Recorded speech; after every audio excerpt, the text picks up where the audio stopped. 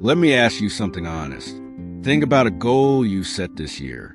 Maybe it was getting healthier, reading more, learning a new skill, building something you've been putting off. Now ask yourself, how much of that have you actually done?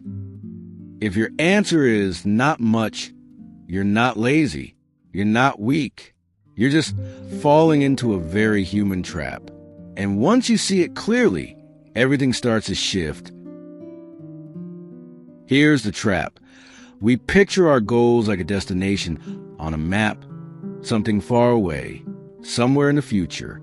And because it's far, we feel like we need a big push to get there, a big moment, a big decision, a big change. So we wait for the right mood, the right time, the right version of ourselves that's finally ready. Meanwhile, nothing moves. What's strange is that this is a failure of motivation. It's a failure scale. We're trying to match the size of the goal with the size of the action, and that math almost never works.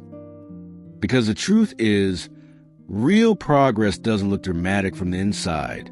It looks boring.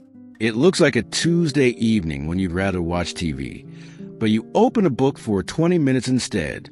It looks like taking the stairs. It looks like showing up when no one's watching, not because you feel inspired, but just because you said you would.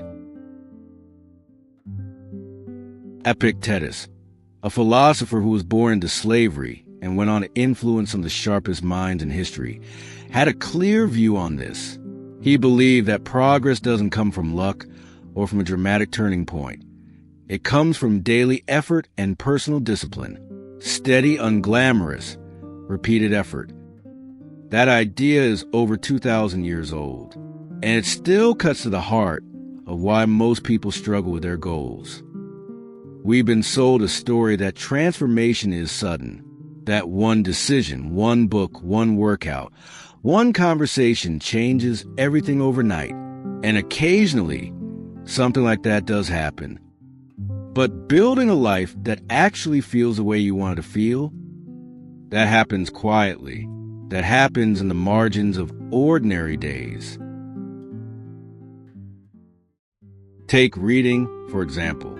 If you read just 10 pages a day, not 50, not 100, just 10, you finish roughly 12 to 15 books a year. That's 12 perspectives you didn't have before, 12 worlds you walked through. Compounded over 5 years, you'd have read more than most people read in a lifetime. But here's what's interesting. On any given day, 10 pages feels like nothing. It doesn't feel like you're becoming smarter. It doesn't feel like progress. It just feels like 10 minutes before bed. The results don't announce themselves. They accumulate silently. And then one day you're in a conversation, and you notice your thinking is sharper, your references are richer, your patience with complexity has grown, and you can't point to a single day that caused it. It was all of them together. The same thing happens with your body. A short walk every morning, 5 stretches before you sit at your desk, choosing to stand when you'd normally sit. None of it looks like fitness. None of it feels like a workout. But the body keeps a perfect record. Every small movement adds up. Months later, you're sleeping better. Your lower back aches less. You have more energy in the afternoon, not because of one heroic gym session, but because of 100 small, forgettable choices that quietly rewired your daily rhythm. There's something worth naming here that most people don't talk about. When we wait for the big moment to change, we're not just wasting time. We're actually training ourselves to feel helpless. Every day we delay, we quietly reinforce a belief that we're not in control, that change requires special conditions we don't currently have. Small daily actions do the opposite. They're not just building the skill or the habit. They're building evidence. Evidence that you are someone who follows through, someone who shows up, someone who doesn't need perfect circumstances to make a move.